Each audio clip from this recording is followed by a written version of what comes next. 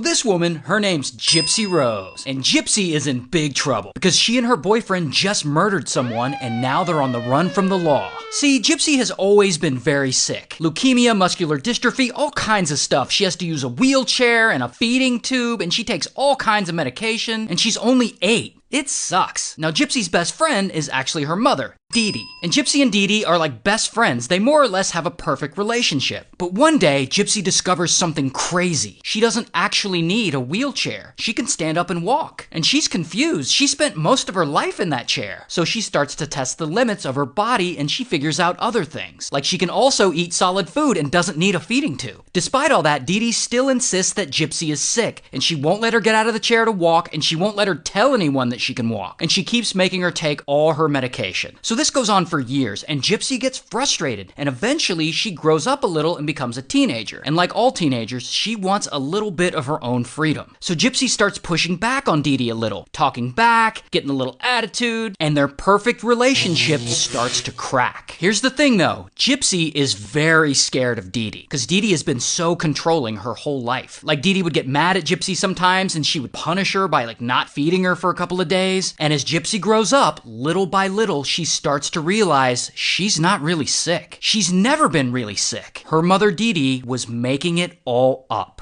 Munchausen by proxy. And Gypsy is fed up, and at one point she tries to run away, and Dee Dee catches her and punishes her by chaining her to the bed, and it's really bad. And all this control and abuse, it continues until Gypsy's in her early 20s. And one night, after Dee Dee goes to bed, Gypsy gets on the internet, and she secretly creates a profile on a Christian dating site. And there she meets this guy, Nick. And Nick and Gypsy, they are really into each other, and eventually they start dating. Online. Here's the thing about Nick, though. He's kind of a weird guy. Godejohn also has a criminal past. In 2013, he was arrested after investigators say he was watching pornography and fondling himself in a McDonald's restaurant for 9 hours. But Gypsy likes him, so whatever. And they date for like 2.5 years, but just online though, because he lives in another state. In fact, they had only met in real life like once. Now, Gypsy loves Nick, and at this point, she hates Dee Dee. And after years of all this building up, she wants to escape Dee Dee's control. So she and Nick come up with a plan.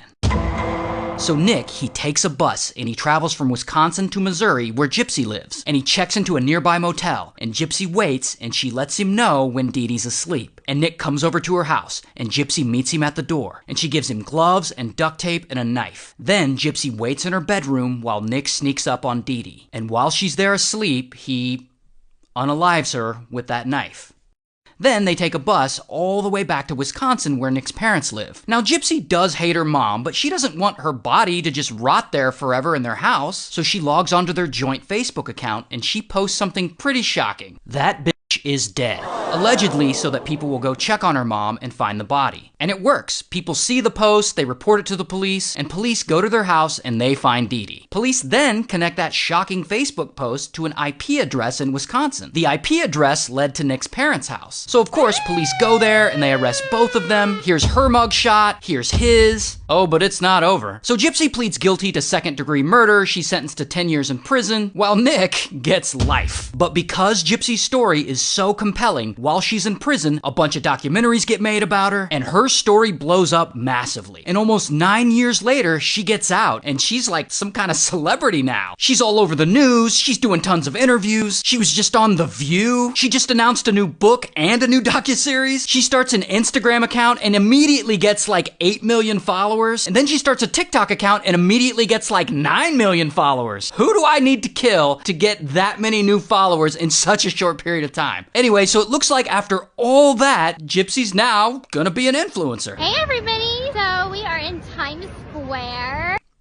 Okay. And most of all this happened in Missouri, so shout out to Missouri.